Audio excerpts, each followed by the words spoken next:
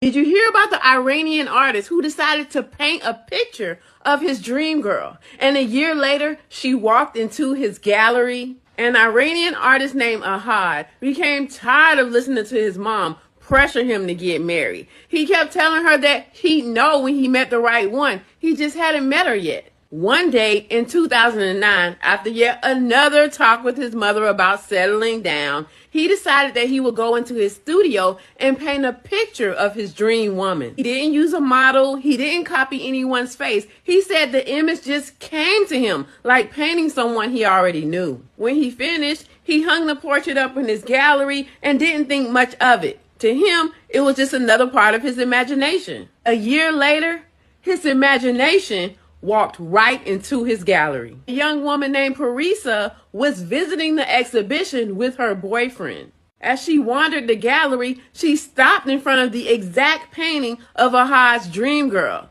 She stared at it, confused. The woman in the painting looked just like her, down to every detail. Her eyes, her curly hair, even the way she smiled. Parisa turned to her boyfriend and said, "Look, this looks like me." And he said, But as she stood there and stared at it, it was such a perfect resemblance that people around her began to notice the resemblance too. Nearby, someone nudged Ahad and pointed to the woman standing next to the painting. When he turned around and saw Parisa, he was shocked. Standing right in front of him was the woman he had painted years ago, only she wasn't in his imagination. He introduced himself as the artist, and they stood amazed by the coincidence. Still in shock, Parisa and her boyfriend left the gallery. The next day, Parisa came back to the gallery with a different friend to show her the painting. And when her friend saw, her friend said, "Oh my gosh, I don't know what's going on with this painting, but whoever did this is madly in love with you." Parisa left the gallery, and she and Ahad never kept in touch.